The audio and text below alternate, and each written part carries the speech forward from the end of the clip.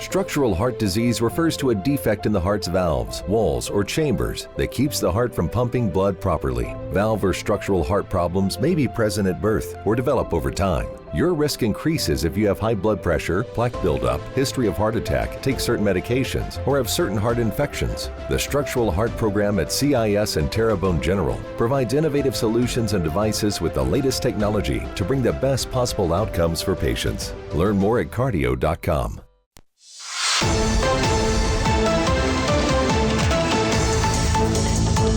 Hello and welcome to this edition of Bayou Time. I'm your host, Keith Weissite, licensed clinical social worker with Terrebonne Home Care. Very glad you're joining us. However you may be joining us, we appreciate it very, very much. And very glad to welcome back to the program Trooper Tia. Thank you for joining us. Glad to be here. All right, Trooper Tia Laverdane, the Troop C Public Information Officer, and all things to us during this winter storm. Right. And so very glad that it's nice and warmer outside, huh? It is warmer. Glad that we made it through that, and it is warmer out there. Yeah. One of those things, we were so glad to be able to stay in touch with you over the course of that. So thank you for the updates. Had way too many accidents, had way too many people out on the streets, but we had you guys were very active. Tell us a little bit about the doubling up that y'all did with your team. Yeah, so the troop, right before the storm came through, the winter weather came through, we doubled our staffing. So basically we had double the amount of troopers on the roadways and monitoring those roadways. Even after the storm passed, still had those double staff troopers, and still found a lot of those troopers having to slowly maneuver their way to different places, trying to get to people stranded that may have driven around a barricade or was in some snow. Had to get those drivers, get them out, get them to either a hotel or try to get them back to their residence. Right.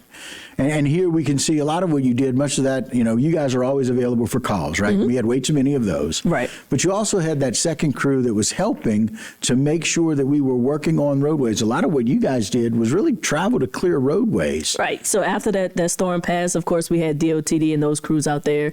But, when we have Highway 90 shut down, we try to get it open as soon as possible. So we had troopers driving back and forth over those bridges, because that's what really was the problem and the issue after the storm passed, was our bridges and that freezing and melting and refreezing. So we were trying to drive through it, trying to push some of that snow and that ice, get it out the roadways. That way when DOTD comes through, it was a whole lot easier for them to move it and to clear it. Well, the other thing that you guys do such a great job of is keeping us aware of what is or isn't open. But I love the fact that you guys were testing those things to see when it's safe. Yes, so anytime before we open up a bridge or a road, even if it wasn't an overpass, we make passes over it to make sure that it is safe to do so. And if it becomes unsafe, like it did many nights, it refroze over. We pass and make sure that the best thing to do is to shut those roads down. It's not the ideal thing that we want to do, but when we make those decisions, we make sure it's the best decision for the public. Right. So even when we have the snow that melts, the snow melted into water became ice again that night. We went down to between 16 and 17 degrees on that Wednesday night. But we know not only were there a lot of people out, we actually had several injuries, and we had an accident. Somebody actually ran into a police vehicle. Right. So we had, that was actually in the Baton Rouge area. Right.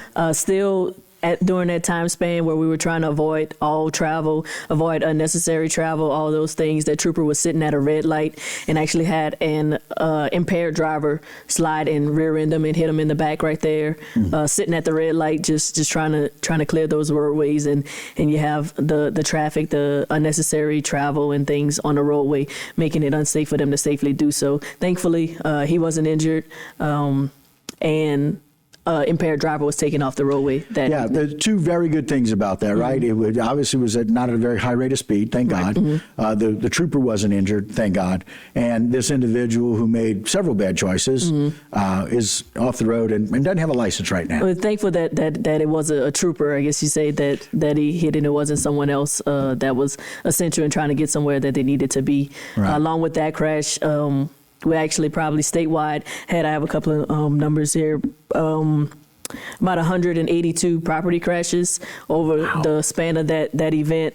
Right. Public assist, like the people, like I said, that may be stranded on side the roadways, Right. 34 of those, 6 reckless driving ticket citations that were issued, and about 90 or so traffic stops of people that were just on the roadways, either driving around barricades or just driving in an unsafe manner, because even though the speed limit is posted, obviously ICE is not a speed limit, limit that you want to drive fast in.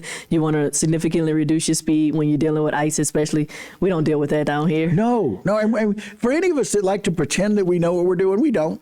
Right? You guys are the Especially only ICE. ones trained, and we're going to talk about that in the next segment, about the specificity of the training that y'all get. Right. And y'all are one of the few that are. And even if there are people from up north, that's okay. Up north where there's a dry cold, that's different from this very wet cold down Right. here. And you still, even if you are trained to do it, you still want to make it, we want to make it as safe as possible for our first responders Right. and our crews that are working to clear it. If we're working to clear it, we don't want to have to worry about traffic coming up against us or behind us, because a lot of, like in that video that you saw, we're working one side of Highway 90, but we're going back and forth. So we're going with the flow, against the flow, all those things, trying to safely do it. And we can't have people driving around barricades. Yeah, somebody drives around a barricade while you guys are trying to help clear a road, and then we have an accident. So I'm sorry. I apologize on behalf of all of the people that have made bad decisions. But some of the good decisions, and you and your team helping DOTD, was how I was able to get here to be able to cover the news. So I appreciate it. So I just want to say thank you for you and your team doing a great job. And that was on the Wednesday morning, right after the snow. And I'm in a 55 mile an hour speed zone doing 18. Yeah. Because I wasn't going. When I got to about 20, I'm like, no, I'm good. And there were several ice patches, of course, where the sun was never going to hit and didn't hit, that we need to be aware of. And so, again, we're not trained very well, except for you guys. And again, this is how y'all were able to allow for and protect. This is some of the situations with the ice that was everywhere. In fact, this is right here in front of HTV. The iced roads that we can see and how difficult that is. Trooper, we're going to stick around if that's okay? Yes, sir. Do one more segment? All right, very good. Got some good news coming up. So, guys, Trooper T is going to stay with us. You do the same. We'll be right here, right back on Bayou Time.